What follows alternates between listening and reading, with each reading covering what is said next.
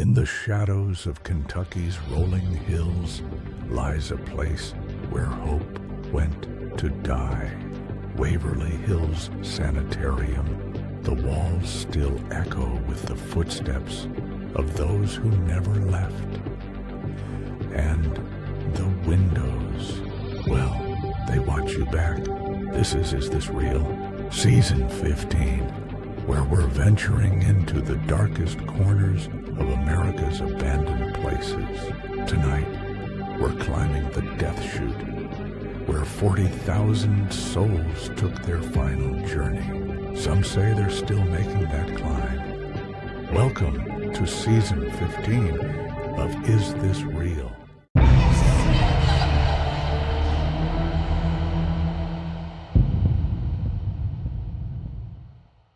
Welcome, everybody, to another episode of Is This Real? Is this real? Wow, Anthony, you're a little bit delayed with that one. In this season 15, a couple things have happened here. All right, I'm just going to get right into it with season 15. We're not back in our booth yet. Little changes with the booth, upgraded cameras, more heat for us because we're freezing our ass off, and just a little More heat. Any heat would have been appreciated. True. Just a little different things that happen in the booth between months and months of not filming. Right. So instead of Also, getting it all squared away, we're just going to do this shit now. There will be no more delays. Anyway, what's tonight about, Joey? well, I just want to say something first because the end of season 14, we said that season 15 was going to be about more government conspiracy, stuff. We talked about little different things that we were going to do, and that episode is not really going to air online. It's going to air in our Patreon? our Patreon page. So if you really want to see the season finale, season 14, you can see it on our Patreon page. So what we're going to do, we changed it up. We are talking about the Waverly Hills Sanitarium, and this season 15 is going to be basically a reboot for Is This Real?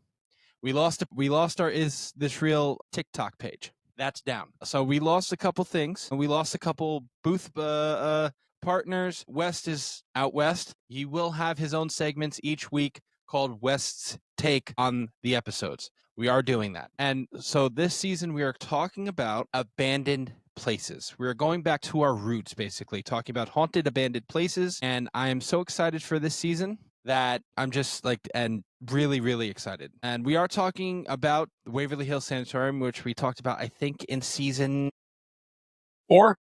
No, I think it was season 8. Yeah, it was higher than that. And it was part of our Halloween special, if I remember correctly. Yeah, we did a couple episodes for Halloween, and Waverly Hills Sanitarium is about that. And it's a goofy episode.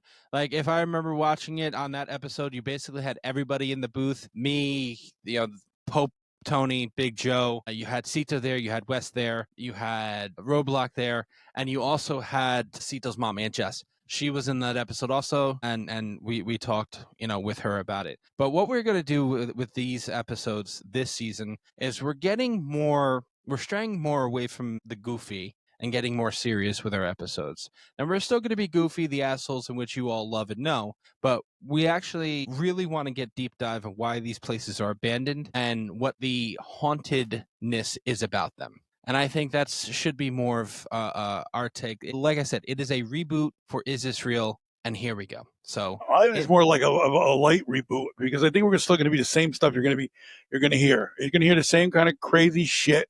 You're going to still, everybody's going to have their own take on it. Anthony and I are still going to get into it like we always do. He's always wrong. I'm always right. But you know what? We're going to get into it. We're going to bring you the best content that we can possibly bring you. And just to let you know that this is going to be the last time. Hopefully, we're going to be doing this, the remote stuff. But sometimes things happen, and we're trying to build the best possible booth for everybody. And that's how we're going to go with it. With heat. Because we're filming this in the dead of winter. It is January 25th, 26th, something like that.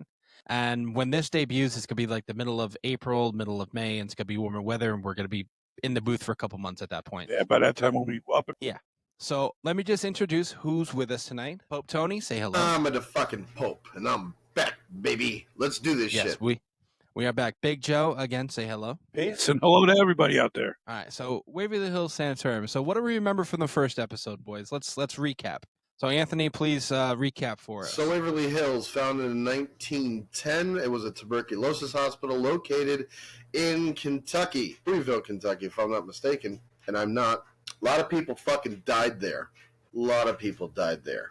And it got shut down, I think, twice, and then as a hospital, and then it's been shifted hands. At one point, someone wanted to turn it into a hotel, which makes...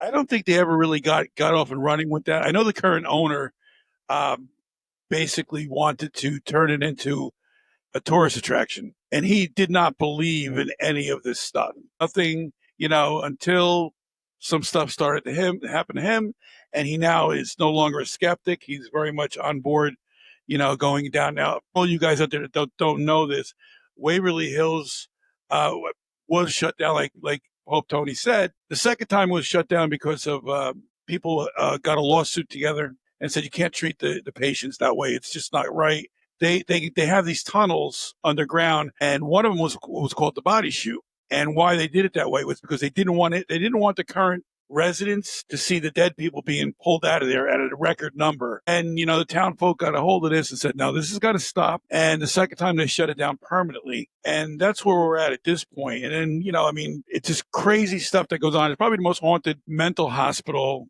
that we have in this country. Yeah, arguably, obviously. But so what I have is I have 3 questions for the historical content. We went over the first one: why was Waverly Hills Sanitarium built, and how did the tuberculosis epidemic influence its design and operation? We went through that. Here's what I don't think we went through in the first, because I'm really trying to remember. I did watch the episode, but I don't believe we covered it. How life was like for patients in Waverly Hills.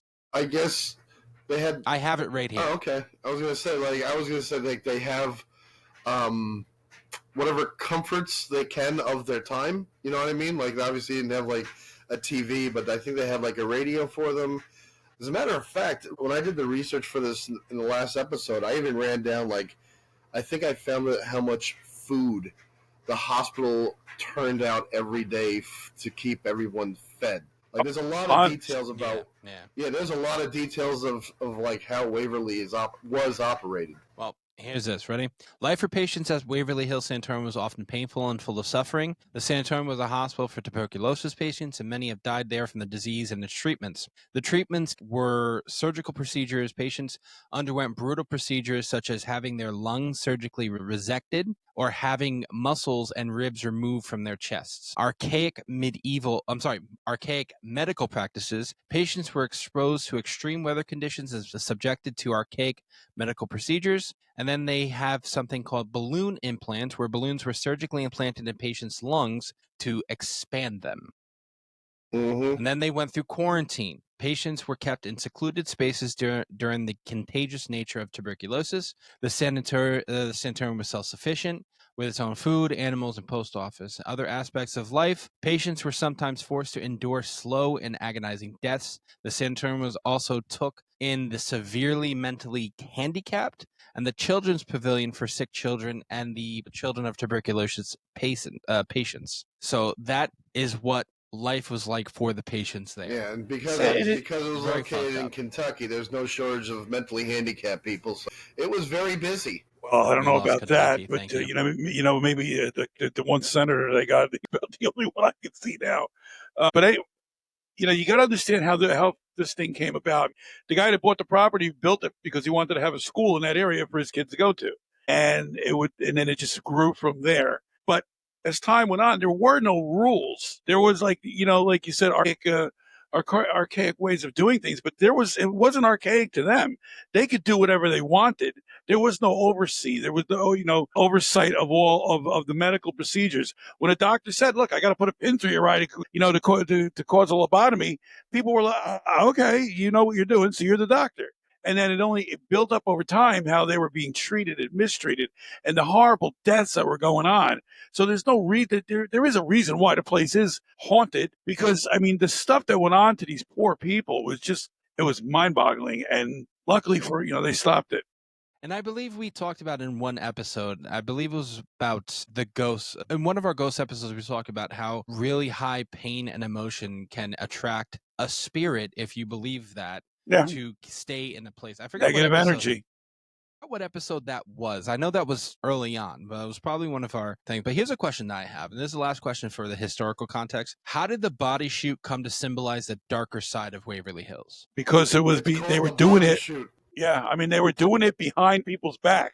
It was kind of like, don't look over here, look over there. Here, you know what? We'll give you some more grub, but don't look over here. We're going to move these bodies out, and you're never going to, you're never going to know where they are. Yeah, but One moment you're going to have your roommate in there, and next minute he's not there. What happened to him? Well, he's in room now. He's no longer on the 4th floor. He's on the 6th floor. Don't worry about him. Meanwhile, he's been carted out dead because of what, either his disease got to him or, one of these botched experiments got to him. And, and no one saw the bodies leaving except the people that were wheeling them out from the morgue to back. And don't forget, they also buried him out there too. There's a giant cemetery, right on the property. So, it's like, morgue to truck to cemetery before you even know they're missing. right, but it wasn't done out of maliciousness, though. I don't think, because, I mean, what are you going to do? Like, just Maybe not maliciousness, what I but mean? deception. Well, you got to be deceptive. Otherwise,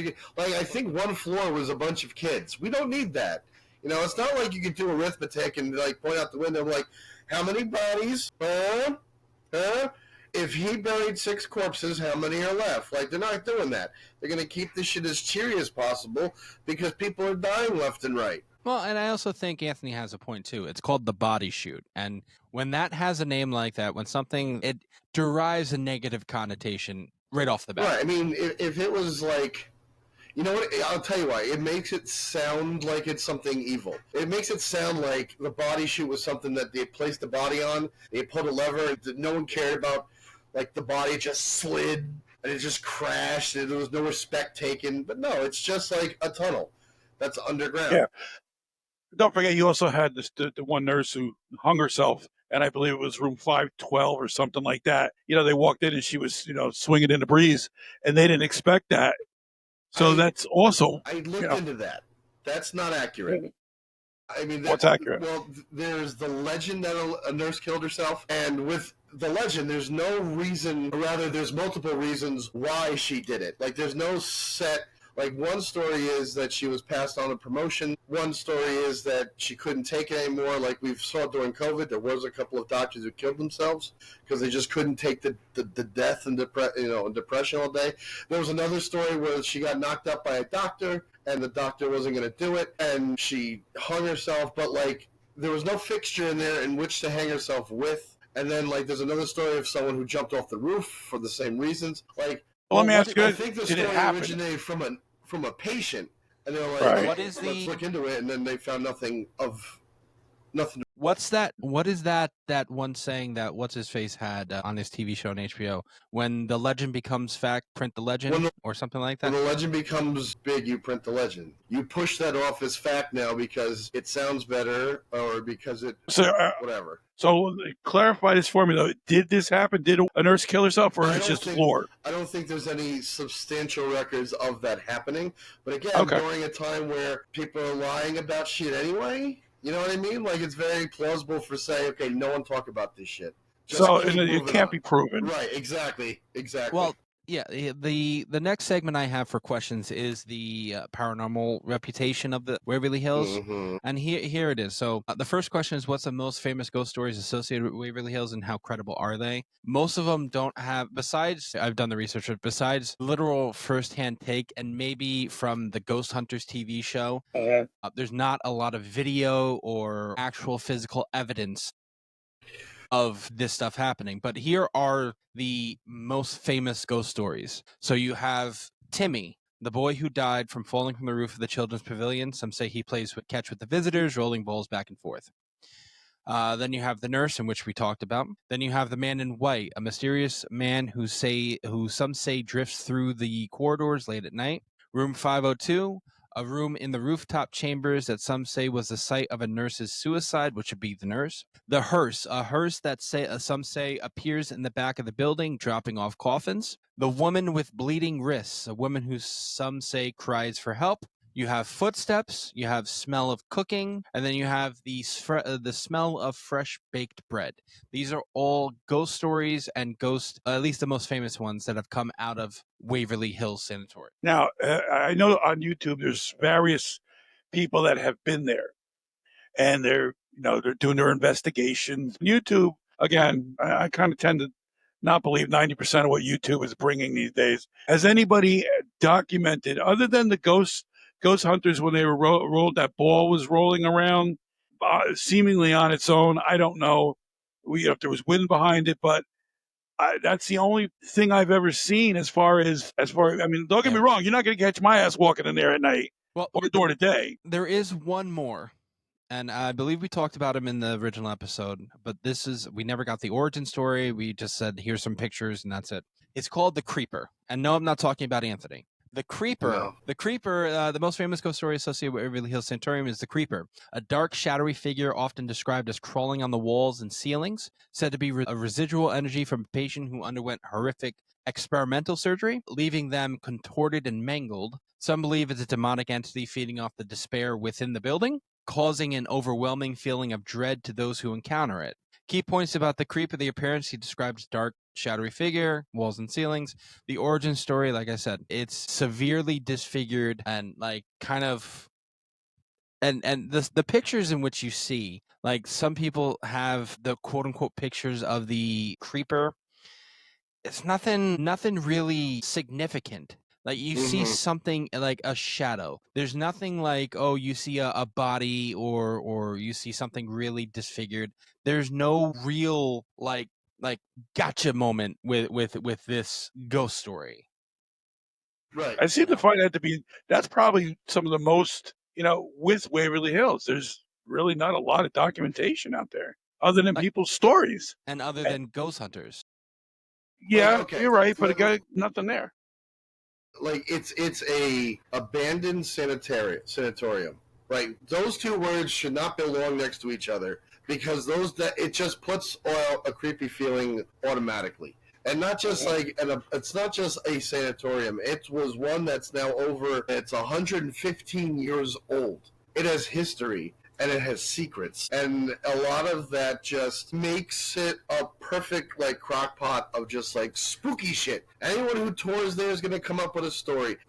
I guarantee you can take a Halloween tour of this place. Every single night, there's going to be someone in that group who's going to be like, I'm sensitive enough to feel spirits. And there's something there's one in every group. And I don't know if I really believe it anymore or if it's just that's just someone's way of getting their 5 seconds of fame. You know what I mean? It's just... Dad, we don't hear you, Dad. No, move the mic. Can you hear me now? Yes. Okay. I feel the same way. The older I get, I want to see more proof. I want to see the spirits. I want to see... Now, don't get me wrong. There's there's places that they're there. You can document it yourself. I mean, Joey and I were in the St. Augustine Lighthouse. The reports are there's whistling. We heard the whistling above the people talking. Now, so that's an experience that we experience. People aren't going to believe me if they're not there. Now, and I tend to believe with some of these stories, I need to either experience it myself or I need to see proof. Right. That's what I'm at this point. And the other thing with that is it's very much, even if you experience it, right? It's still not enough. And I mean, we could put together a ghost hunting troop. We could each have an experience in some location, put it out there, show all the evidence, and there's always going to be someone on the other end watching going, no, it's not enough. Yeah. That's still not enough because it can't be verified. What's that? For a skeptic, there's never enough. There you go. For a skeptic, there's never enough proof. Right. But for a believer, you don't need any. Right, exactly. And that's what it comes down to, I'm kind of on the 50-50 mark. I'm willing to believe enough to not want to fuck with it. But at the same time, I don't believe 99% of the shit I see because it's so easy to manipulate footage today. With the dawn of AI and to be, I just don't believe it. but at the same time, I don't have the balls enough to go experience it. Oh, that's how I feel. The funny part is my take on all this. Like when you talk about like the most famous ghost stories from the certain place, and the episodes that we go through this season, I feel like have all the same type of like, you know, the same thing that we talk about. Experience it for yourself, or maybe it's not there. And when you go down the list of like creepy ghost stories about Waverly Hills Sanitarium, like the ones that I can sit there and maybe believe the most are the ones that are not eccentric. Like the creeper, something that eccentric that sounds like a movie. It sounds like a movie script made up of, this is the creeper of the sanatorium. You know, but something that like sounds like a Blumhouse movie. Yeah, exactly. Yeah. Shot in Waverly Hills, and the legend you never heard of. You know, in this place of death, there lies the creeper. But something like the smell of cooking, the smell of fresh baked bread. See, that's the ones footsteps. That fuck me up. That's what I'm saying. Hold on, like that's believable enough, because we in a random daily life, Dad and Anthony, I know, living at this glorious compound you've gone through it too. We've smelled random smells, phantom smells. Right. That not there. You know, Dad says all the time. My aunt's here. My aunt's here. My aunt in here because I smell roses. Right. Like you have these. My aunt is always here. That's number one. Number two, she was here this morning. I was sitting in the kitchen just having my coffee. I don't know, it was about 9 o'clock or whatever. All of a sudden, there goes that smell, and I'm looking around. I'm like, no, you know, physically, she hasn't been in this house in, you know, exactly 60 years. Where is that smell coming from? And to be honest with you, you two guys experienced it yourself when we were renovating the kitchen. Yeah, when we came out of nowhere. Because my aunt, you know, I could believe that because of, again, personal experience. You know, I know when my aunt's here, I know she's here. You know what? Also, the one that Sorry, I was gonna say the one.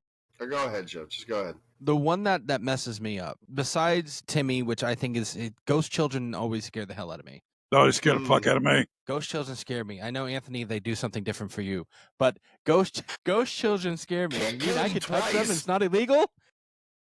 You can't kill them twice. Wait till Trump releases the Epstein files. It's the hearse that I'm like, I don't know if that's believable or not. A ghost car dropping off coffins in the back of the building. Like a ghost car? I hope ghost cars don't exist, because the ghost of the Blue Bomber would haunt us. Forever. Forever.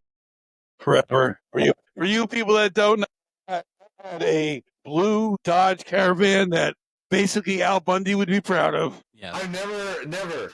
A car was stolen in Patterson, and they gave it back to us. Like, I don't understand how that's a thing. All right, before we get into a tangent here, we are going to take a short little break. And when we come back, we're going to talk about the skeptic versus believers, and basically how this place has dealt with intruders and ghost hunters and stuff like that. So we'll be right back. Please go listen to some of our own commercials that we made. But like I said, we're not doing sponsors this season, so our own commercials that you can buy stuff from us. We'll be right back.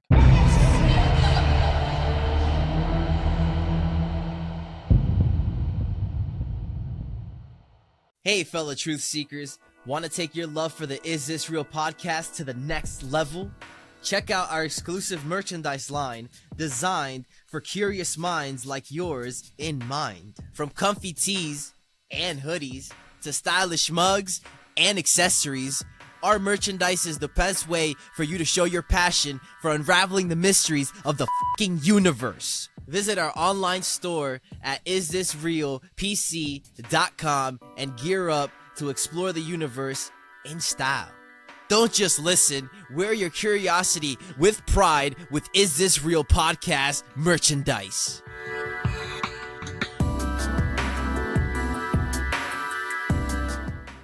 Hey there, fellow truth seekers. Are you ready to dive deep into the mysteries of the universe? Look no further than isisrealpc.com, your one-stop destination for all things mysterious and unexplained. From captivating podcast episodes to thought-provoking articles, our website is packed with fascinating content that will leave you questioning reality. Visit isthisrealpc.com today and join our community of curious minds as we explore the unknown together. Don't just wonder, discover the truth today at isthisrealpc.com.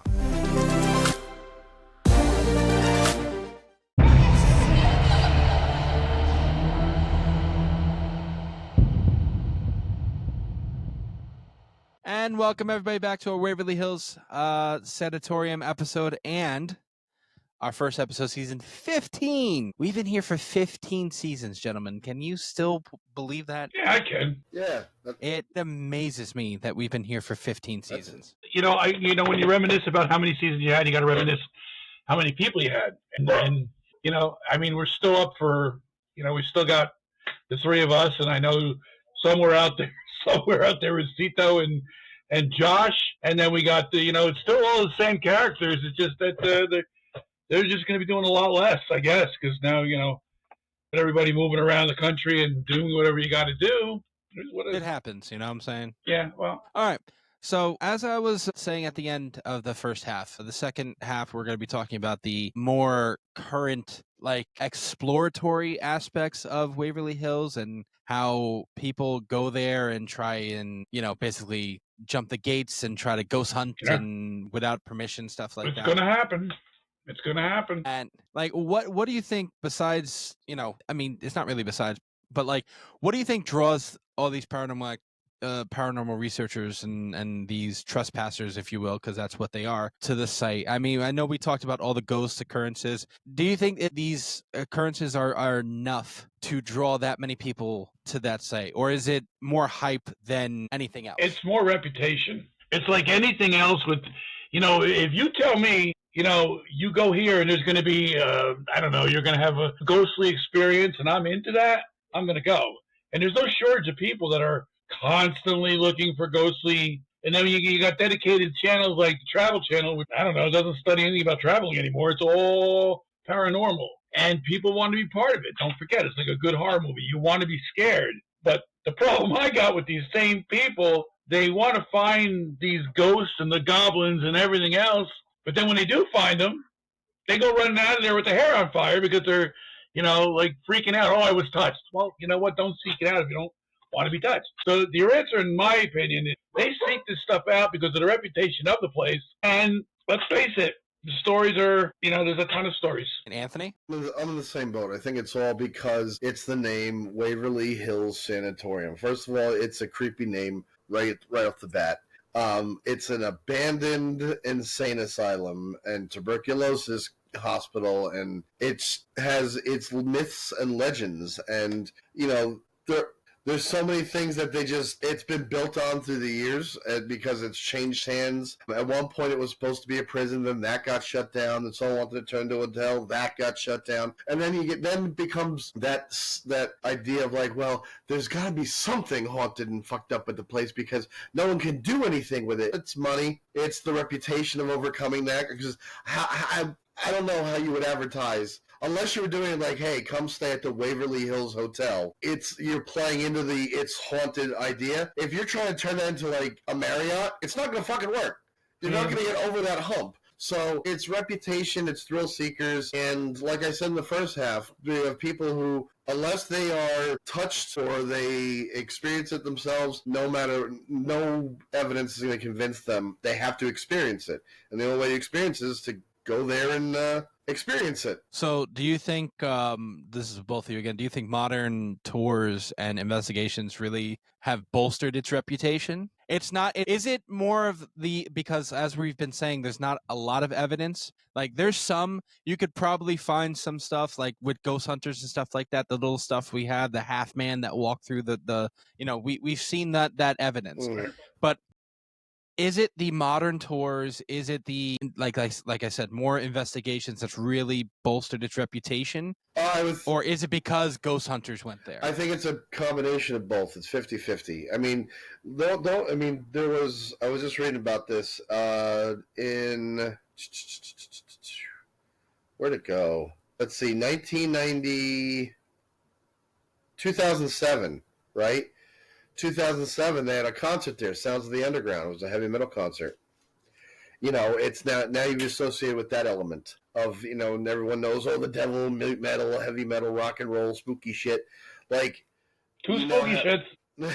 now you have that element added to it on top of that. And here's the thing: that concert will never happen again because the local yokels said that was too loud and it disturbed them. So it's like they're not. I don't think they do too many tours like year round. I think it's more like seasonal, and then the rest of the year it's just an empty building that sits there, getting defended off from intruders. Are there any ethical concerns in turning a tragic historical site into a paranormal attraction? I don't think anybody cares. I don't think this bother ethics here. I think the ethics were reached when they shut it down.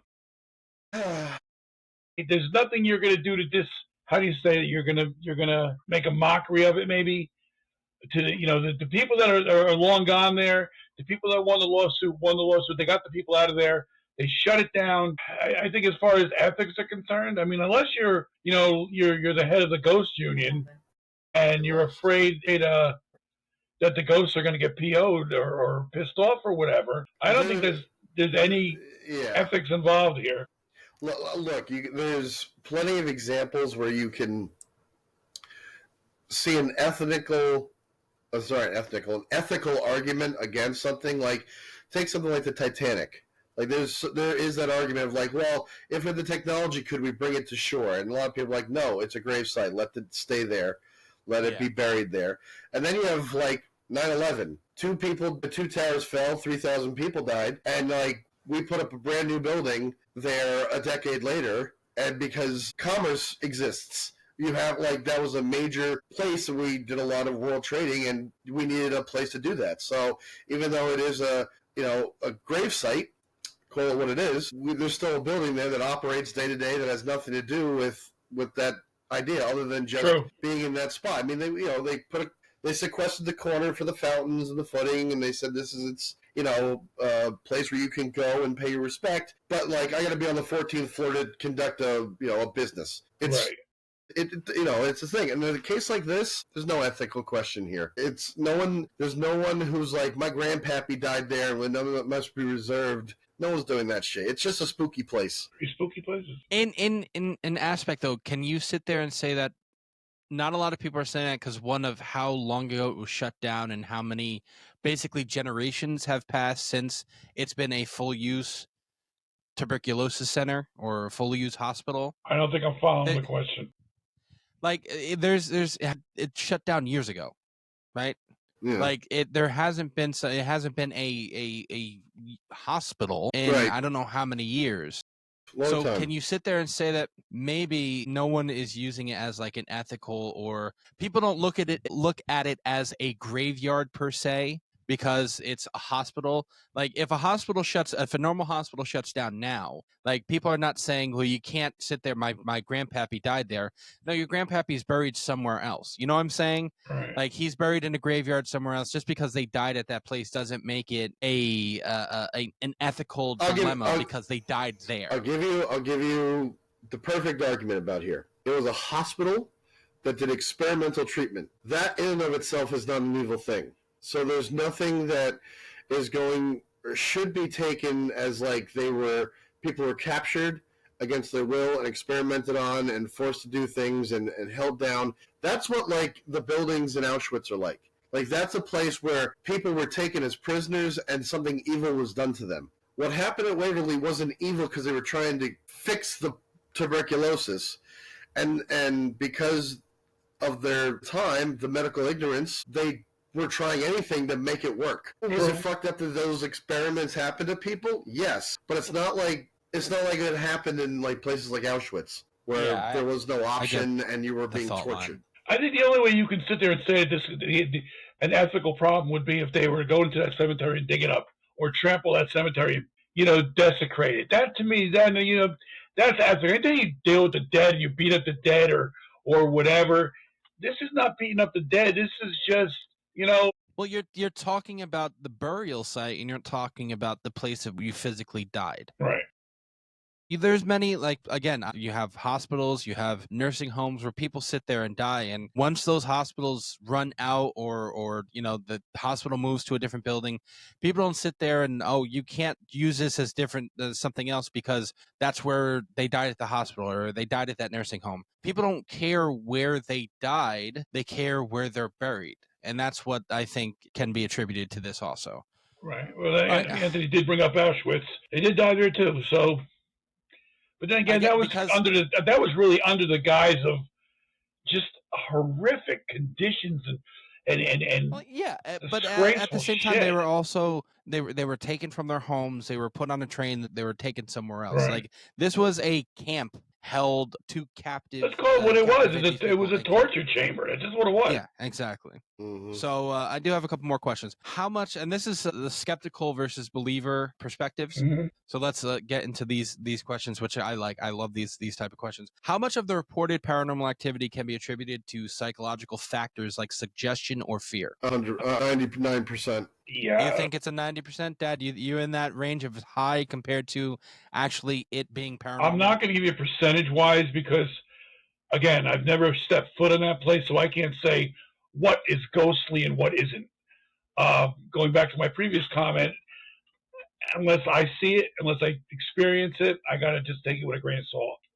I'm not going to say 90% because, again, I don't know. But I think for this season, what we talk about, these abandoned places, we talk about a lot of famous abandoned places, and I think this question right here, you can blanket this entire season on of if it's haunted, because there might be some places that might be haunted, that might not be Right. haunted that we're talking about. They're just You're abandoned broken and up. creepy. But if it's haunted, why do people sit there and have that question of, is it really haunted or not?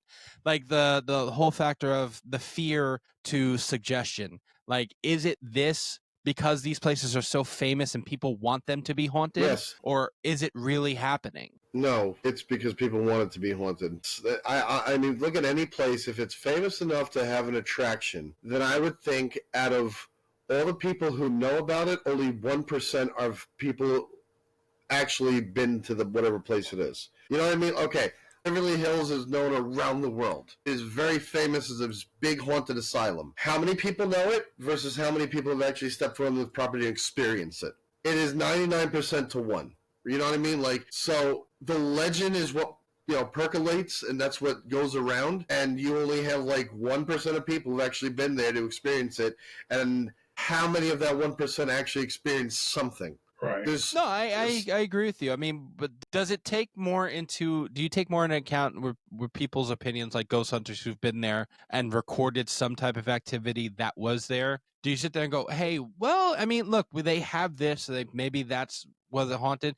And then you do have some people who go there and do an investigation and catch nothing. So what do you attribute it to? Like, the ghost hunters went there and they're big, famous. They did it twice, I think. They did one, an actual episode, and they did a live Halloween episode there. Well, what's they the name? Streamed all night. Yeah, I mean, what's the name? See, the difference in that is, like you're saying, is you got the ghost hunters are going to go there and they're going to do everything they can to try to debunk it and try to make it, when there's nothing else, well, this is what's left, you decide. But that's But where you I think get the other the clown. difference. He goes. I mean, that guy can go to his closet. He's finding stuff. I'm not even talking about Zach Baggins or Ghost Adventures or anything like that. I'm talking about these YouTube paranormal investigators that go to these places. Till the day you can hold on, until they they go to these places and they catch absolute nothing. Mhm. They catch nothing at all, and then they're sitting there like, those are the ones who are actually trying to look for, say, like, yes, I want to prove this is haunted, to where you have ghost hunters who's trying to debunk something and they catch something. And the ones who are looking to catch something catch nothing. That's what confuses me, is you're sitting there, you have these people who are looking to debunk these things, catch something that they are like, I don't know what it is. And then we're all sitting there like, well, that's this. And then you have these YouTube ghost hunters who are sitting here like, we want to catch something. We know it's haunted, and they catch nothing. Okay. And you're like, that doesn't make any sense. Okay. This is going to sound a little weird to explain, but just hear me out. I'll follow. You're playing. You're in Atlantic City. You're playing the casino, right? You keep hitting the slot, hitting the slot, nothing hitting. What's the thought that comes across your mind? Like if I say, well, why don't you just try another machine? What's the first thing that's coming to your mind as to why you're going to stay at that machine? Because I've done it so many times, I'm bound to win. Exactly. The odds are in my favor now. The odds are in your favor, which is not true at all. That's not how that machine works. That's not how any of that works. But that's what ghost hunting is like. Because we have no rules when it comes to how ghosts work. We don't understand them.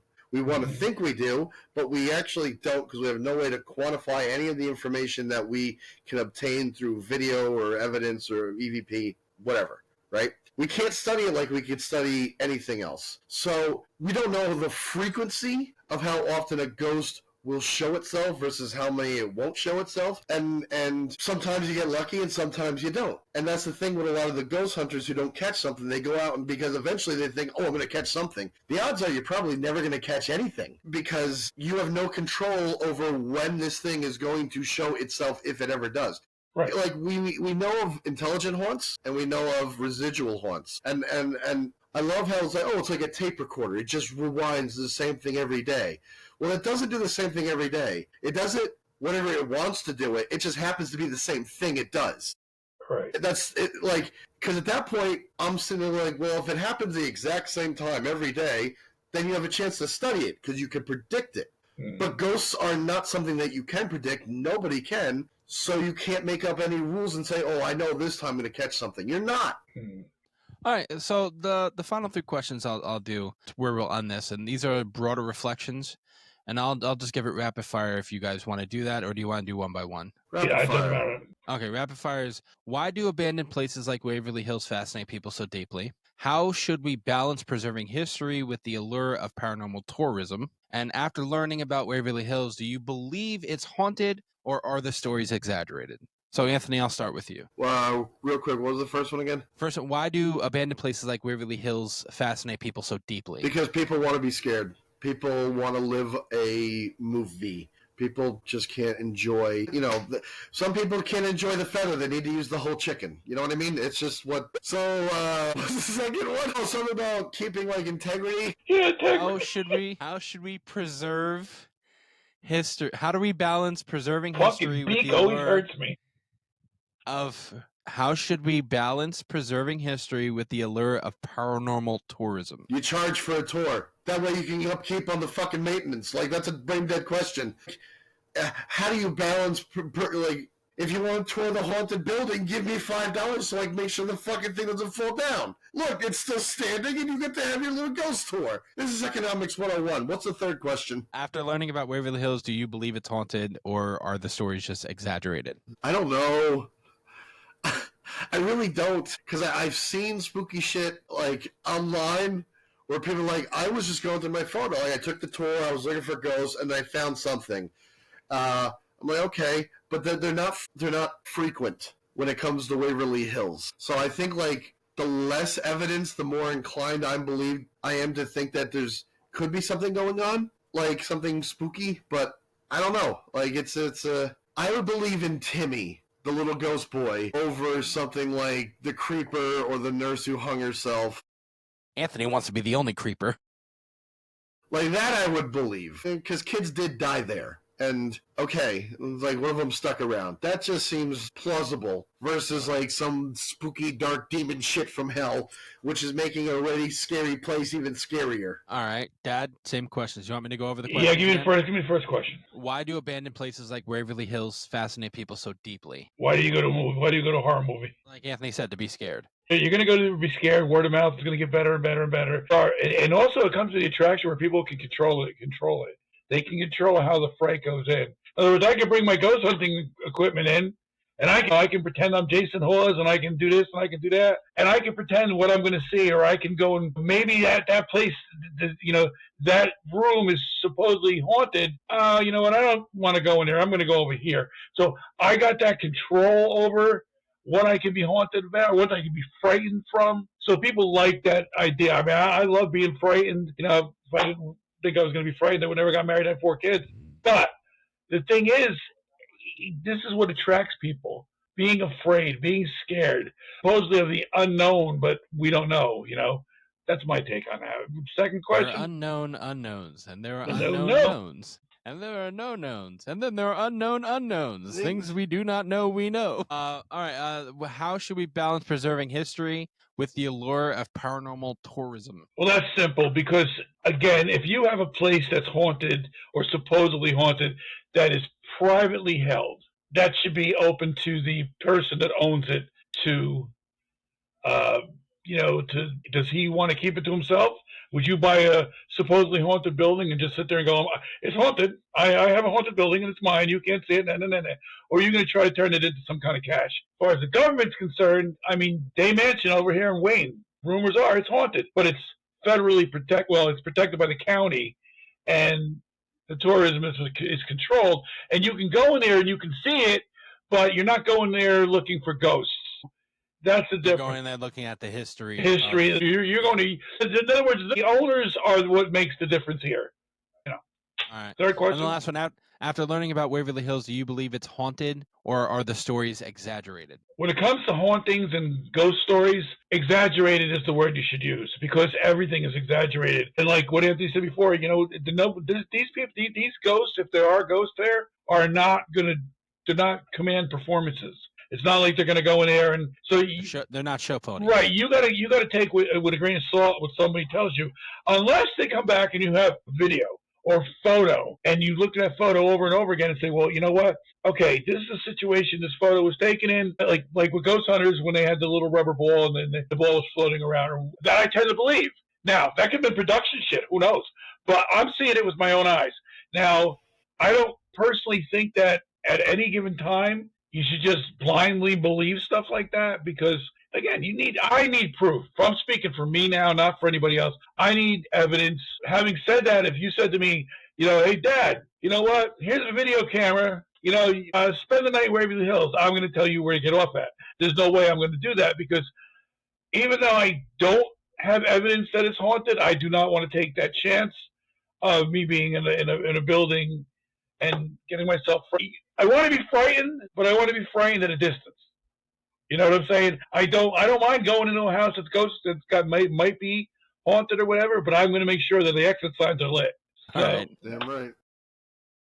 For me, these questions, I'm going to take a different aspect to the why does this place fascinate, or these places like Waverly Hills fascinate people. I think when you have such a place that is supposedly so haunted, you're going to have automatically the people who believe in the haunts and want to experience something paranormal. That's right off the bat. I think also it goes to the other side. You're going to have those people who want to disprove it, who don't believe it. Sure. Absolutely.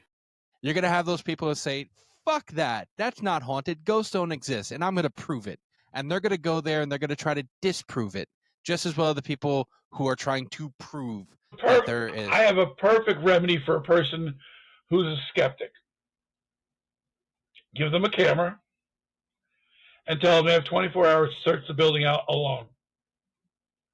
Would they go in there, or are they going to say, I don't know, man. I don't want, like me. I can tell you right now, I don't believe 99% of the stuff that goes on there that I'm being told because I don't have proof.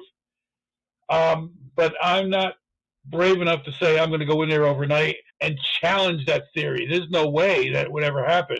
That's right. If you're a skeptic, you got to come out. If you're a pure skeptic and say, there's nothing here, I'm going to give me the camera, I'll go in there by myself at night. Hey, kudos to you, man. You got it. You are my hero. I will now take Jesus off the cross and put you up there because you're now my hero. I'm not going to do that. There is a side that you can sit there. Only kid in there, Jesus, calm down. You can sit there and there's another way to get out of that question from saying you can sit there and say, well, it's an abandoned building. I don't know what's in there. I'm not taking 24 hours to do that. Like that is a back alley of fuck no, I don't want to do that. That to that question. The balance preserving history with the allure of paranormal tourism. I think the place that exemplifies, I think that's the word that best. Let's go with that. And we're going to be talking about this later this season, is Eastern State Penitentiary. Yeah, 100%. I think they are the poster child for preserving the history of that building with at the same time doing the paranormal tourism. The same thing for the Winchester Mystery House. Same exact thing. It's a piece of history and it is a big piece of tourism. Yeah, it is. I mean, every year, again, we're from New Jersey. We're in the New Jersey area. Every year you have billboards before Halloween that say, go down to Eastern State Penn for the Halloween haunted tours. It's also a business. Every year. Yeah. Yeah, Yeah. it is a perfect And business. the minute it would lose its credibility is when the owners of Eastern State start piping in shit, piping in spooky music Creating or whatever. the minute it loses credibility is the minute they try to create. Saying they did that. I'm just saying, if they did that, that would be a shame, because something like this is very historical, and yet you really will. I would love to go there, and eventually, I guess, Is This Real as a team, we will go there. I mean, we got one right down in by the Navesink River. This is the Wilson Seabrook house, which we haven't seen yet. It's supposed to be the most haunted house in New Jersey. Yeah. That's I think any of these places that we talk about this season will lose credibility as being a haunted place if they decide to go the haunted house route. Yeah. So, and the last question for me, I don't know. Like I said, it really pisses me off when you have that balance of you have so many people who try to experience something and don't, compared to the people who do experience something. So when I sit there, as far as, and this goes for any haunted place, when there's more evidence to sit there and say it's not happening compared to it is, I don't know. It's hard for me to sit there and say it is haunted, especially with something as famous. With something like Eastern State Penitentiary, and again, we'll get this when we do this episode, there is a lot of evidence. There is a lot of people who do experience it. There is a lot of, quote unquote evidence. It's not like we have the ghost sitting here like, hey, I'm Jim. Like with Waverly, the pictures in which I've seen online, it's very hard to sit there and say, it's a shadow. I can see it. You have that. Yeah, I can see it. Mm-hmm. Compared to with some things like Eastern State or any of these things, you're like, there it is. I think that's the difference, to where I can see it to there it is. And that's what we have to go off of. But yeah, so that's our episode, gentlemen. Season 15 kicked it off, finally got back into our podcasting mode. And let me go down the list real quick for the people watching. Here is our season 15 schedule. Next week's going to be a fun episode. I can't wait to talk about it. I don't think we have talked about it. We're talking about Pripyat. We're talking about the Chernobyl exclusion zone. one of my favorite places. And the haunts that have happened in that area. That's one of my favorite places. I want to. That's got to be done properly. We have to have a history of it, and then first section history, second section you want to talk about the spooky shit. I'll get the fifth one in. Okay, I think that would be the. I completely agree with you. The third episode, and this season is going to be, doesn't matter the time length of episode, because some things there's a lot to talk about, some things there isn't. Like this episode is the Island of the Dolls in Mexico. There's not a lot to talk about. I don't know if there's a haunted element to it. I haven't done my research on the Island of the Dolls yet, but just the Island of the Dolls scares the hell out of me. Mm-hmm. Episode 4, we are talking about Eastern State Penitentiary, and everyone knows Eastern State Penitentiary. Yeah. Episode 5, we're talking about the quote unquote, and we're going deeper into it. We did talk about this before, but we're talking about the suicide forest in Japan, and we're going deeper into this subject. Joshua did talk about it in I believe it was our Bring Your Own Topics episode, and that was like season 3. That along with Titanic, and was it Joshua? No, Joshua brought dragons. Mm-hmm. We talked about suicide forest at some point. That might have been West. It might have been West. So episode 6, we are talking about the Bodie ghost town in California, once thriving mining town, now frozen in decay. Nice. Yes. Episode 7. This one creeps me out. There has been a movie, even though it was really Hollywoodized. We're talking about the Paris catacombs. Oh, yeah. Okay. Creepy shit. Episode 8, we're talking about Hellingly Hospital in England, an abandoned psychiatric hospital active during the early 20th centuries. Creaking doors, eerie graffiti, and a lot of reported ghost sightings there. Episode 9, we were talking about the Bannerman's Castle in New York. It's a military surplus warehouse destroyed by fire and left abandoned. Another episode that we are doing, and we talked a little bit more about this, is the Battleship Island in Japan, Hashima Island. Okay. I believe we talked about Battleship Island at one point. I think When we talked glanced over it, just like, yeah. in season 7, when we were talking about islands, I think we talked about this Yeah. one. Okay. Episode 11, we are talking about Poveglia Island also. Again, something we did talk about in that island episode. But again, we are expanding. We're talking more about it. Episode 12, and our finale, we were talking about the Riddle House in Florida. The history moved to a park after years of local haunts, a history of violent deaths with spirits that allegedly attack visitors. And that is our season 15, 12 episodes, and that's going to be the format. These questions, something like this, were thought-provoking questions, and we just sit here and go back and forth about it. I believe that is the best take of how we revamp our podcast, and I'm so excited about this season, and I hope you guys are excited about the season. I'm excited. I'm I like the question and answer format, or everybody has their own take, because after all, the name of the program is this real? And we have to figure it out. And is it real to me? Is it real to you? Is it real to him? Is it real to this one? Whatever. I just want to say before you go on anymore, next week when we start putting this stuff together, as far as segments and stuff, we are going to bring back our mugs, and we're going to bring back our collection of mugs. We have the collection of the Area 51 mugs. We have the collection of the crypto mug that you had made, whatever. And I think they're gonna be good. There's a bunch of them. There's at least 25 mugs to choose from. I'm sure we'll put a commercial or two together for that. I'm assuming we will. But yeah, that's what I want. I want to get people out there to watch this program, and I want this season to be the best one yet. And I believe it will. Pardon us, that's our stupid dog. Sorry about that, everyone. But I do believe it's going to be a really good season and probably one of our best episodes. I think we scared Anthony. That's our dog, Max. Anthony, any final thoughts? It's going to be a good season, I think. It's going to be a lot of fun, a lot of interesting topics, and it's going to be good. What kind of podcast is this? It's our sister. She's sick. Yes, again, we are not in the booth, so there's a lot of different noises that you're going to hear. Mic changes, video fucking up. So just bear with us.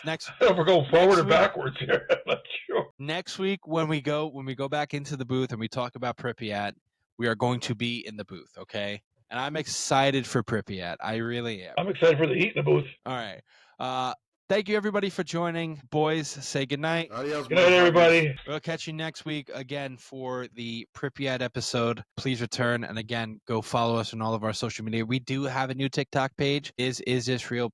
Is this real podcast now? It's not PC. At Is This Real Podcast. Please go follow our Is This Real Podcast page, and please go follow our YouTube page, Green Hour Media. We do have new episodes that are coming out every week, and we do have a new podcast that I believe at this point when this goes up has been through its first season, Moms After Midnight.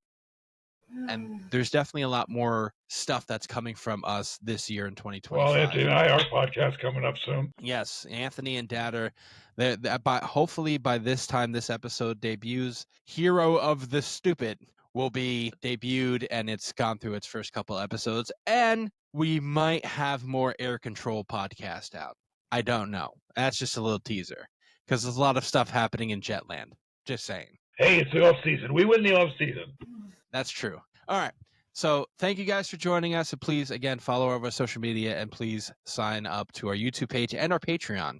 We do have Patreon content. We will catch you guys next week for Pripyat. Enjoy your night. Remember, everybody, question everything. Good night. All right. Now, before you idiots hang up, please make sure that the thing downloads. Okay. Okay. I'm going to stop recording.